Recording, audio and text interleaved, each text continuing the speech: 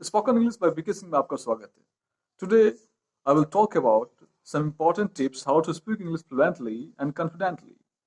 That means आपको किस प्रकार से इंग्लिश फ्लुएंटली बोलने हैं, धारा प्रवाह बोलने हैं और आप में एक आत्मविश्वास हो. अगर आप जानते भी हैं तो आप कभी क्या होते हैं, हिचकिचाते हैं, बोल नहीं पाते हैं.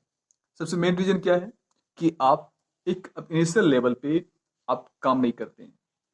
ठीक है, आप इंस्टीट्यूट में जाते हैं, क्लासरूम में जाते हैं, अच्छी बात है. तो वहां पे आपको एक्सप्रेस करना पड़ेगा और ऐसे इंस्टीट्यूट को आप चुनिए जहां पर कि एक इनिशियल लेवल पे वर्क हो रहा है. जब इनिशियल लेवल पे वर्क होगा तो इसका अर्थ है कि वो इंस्टीट्यूट ये समझेगी कि यहाँ पर किसी को इंग्लिश नहीं आती है.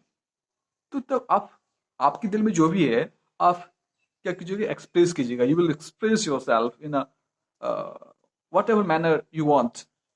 आप जिस मैनर में आप चाहोगे you will express your self. क्योंकि एक जो बच्चा छोटा होता है वो नहीं जाता है कि ये दादा जाता है या जाती है. जस्ट ही say whatever teacher speaks, whatever teacher says to you. और आपके जैसा माहौल होता है उस माहौल में सीखते हैं.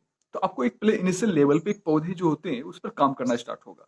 जब वो कंप्लीट होगा तब आप में एक फ्लुएंसी आएगी. तो सबसे पहले आपको एक अपने आप को एक्सप्रेस करने के लिए आना चाहिए.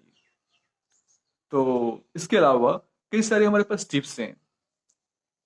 तो पहला टिप्स है कि आपके पास अगर फ्रेंड नहीं है, you can talk to yourself. आप अपने आप में बात कर सकते हैं. और होता है जब नहीं फ्रेंड है. अगर फ्रेंड है तो लगभग सभी के पास फ्रेंड होता है. तो आप कम से कम कुछ घंटे बिताइए कि आप उससे इंग्लिश में बात कीजिए. You must talk to your friend in English in a very broken way. एक ब्रोकन वे में बात कीजिए. आपके दिल में जो भी है जस्ट राइट डाउन कि मुझे इस टॉपिक पे बात करना है और उसके बाद आपके पास क्लियर आइडिया होगा. अगर आपके पास उस टॉपिक पे क्लियर आइडिया नहीं है तो you can't speak, you are unable to speak. आप बोल नहीं सकते.